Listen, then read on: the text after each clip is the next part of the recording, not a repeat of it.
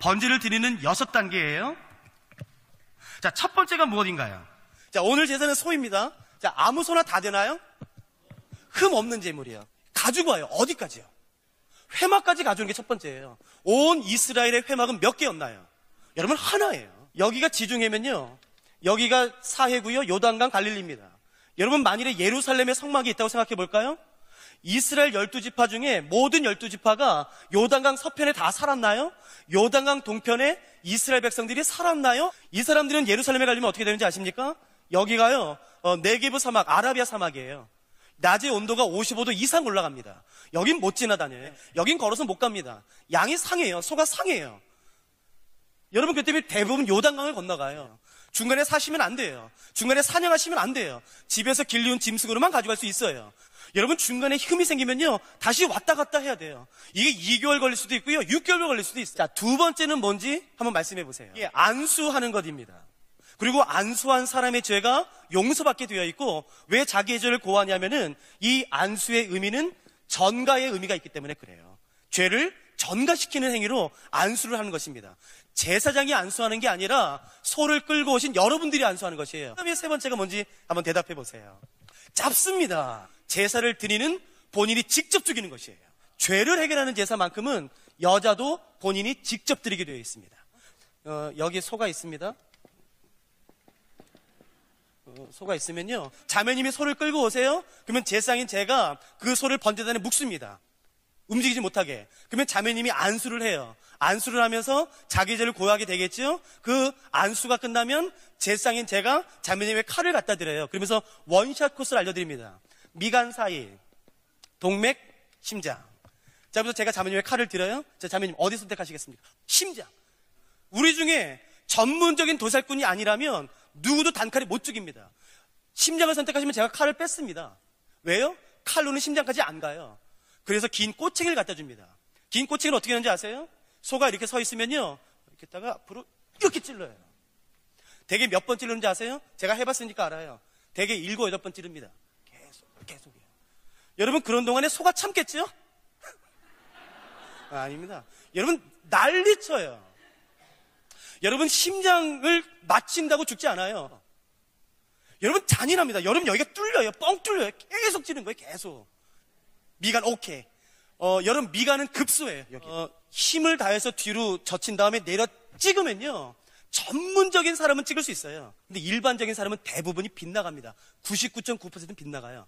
그럼 어디 찍는지 아세요? 여러분, 눈 찍습니다. 눈이 터져요. 피가 낭자합니다. 여러분, 처참해요. 처참해. 자, 보세요. 자, 죽을까요? 안 죽을까요? 안 죽어요. 그러면 뽑아요. 이렇게. 그래서 다시 찍습니다. 그러면 희한해요. 짐승은 본능이 있어서요, 이번엔 반대로 움직여요. 어디 찍는지 아세요? 반대 눈 찍습니다. 죽을까요? 안 죽을까요? 안 죽어요. 두 눈 다 터져도 안 죽어요. 그러면 어떻게 되는지 아세요? 또 뽑아서요, 이쪽 볼을 계속 찍어야 돼요. 그러면 어떻게 되냐면요, 여기가 으그러집니다. 여러분, 끔찍한, 여기가 으그러져요. 그래서 여기가 깨져요. 그러다가 결국 그 뇌를 찍어서 죽게 돼요. 여러분, 찍으면요, 피가 튑니다. 온몸에 피 범벅이에요. 동맥. 17분에서 25분 걸립니다. 동맥을 끊으면 여러분 어떻게 하는지 아세요? 양이 누워있으면 제가 이렇게 해드릴까요? 여기다 이렇게, 그래서 돌려요. 그 다음에 이렇게 뜯습니다. 여러분, 동맥을 끊으면요, 피가 되신명이 될 때마다 이게. 자, 죽을까요? 안 죽을까요? 안 죽습니다.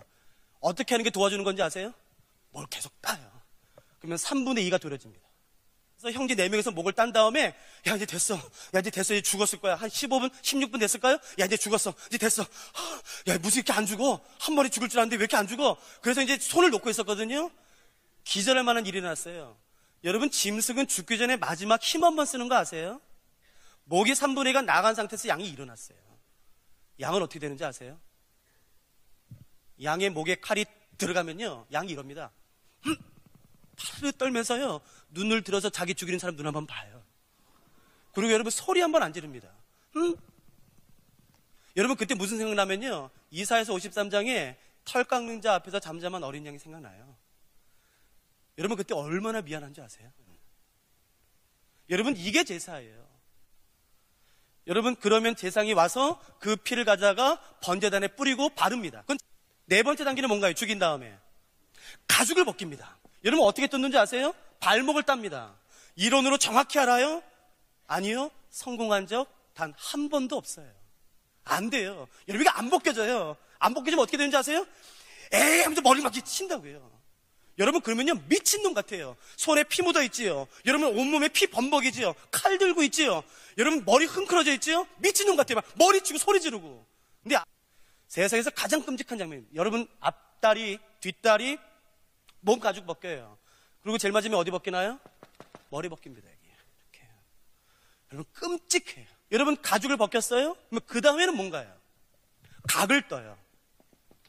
그러니까 모든 마디를 분리시키는 것이 바로 각을 뜨는 거예요. 앞다리.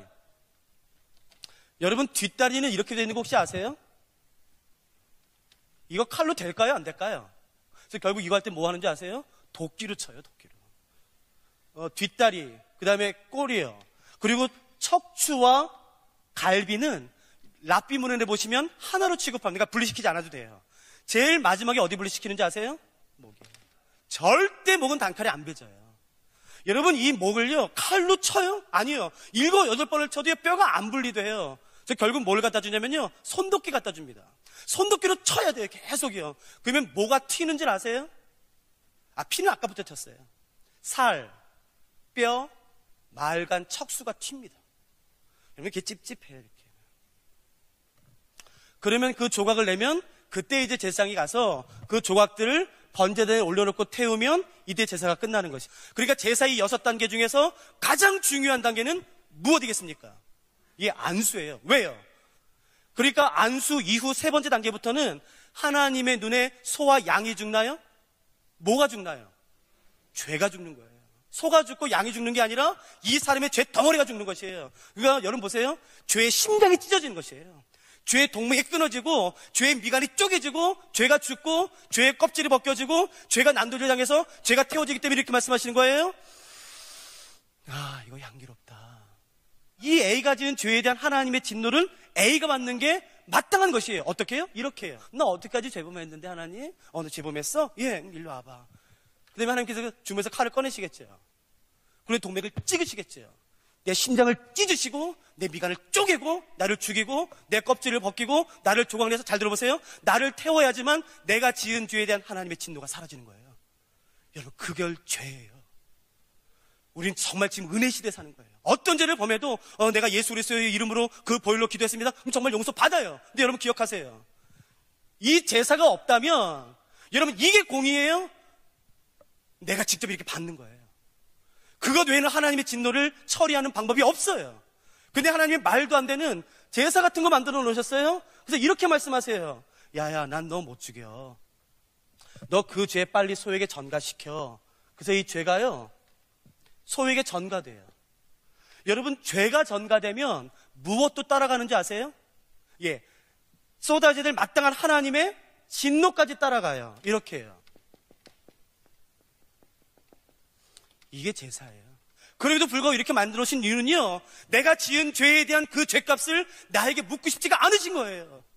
그 공의의 하나님이요 말도 안 되는 거 갖다 놨어요.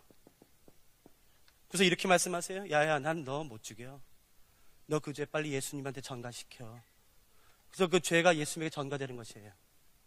죄가 전가되면 무엇도 전가되는지 아세요? 그 죄에게 쏟아져야 될 마땅한 하나님의 진노도 같이 전가되는 것이에요. 이렇게요. 여러분 아세요? 죄를 해결하는 유일한 방법은 내가 감당하는 것이 아니라, 내가 죄값을 치르는 것이 아니라 뭔지 아세요? 그 죄를 예수한테 전가시켜서 나에게 쏟아질 마땅한 하나님의 진노가 예수한테 쏟아지도록 하는 방법밖에 없는 것이에요. 하나님의 진노의 칼이 여러분 내 심장을 찢을 거예요. 내 동맥을 끊고 내 미간을 쪼개고 그래서 나를 죽이고 내 껍질을 벗기고 내 조각을 태워서 그 불에 태워야지만, 잘 들어보세요, 내가 지은 죄에 대한 하나님의 진노가 사라지는 거예요.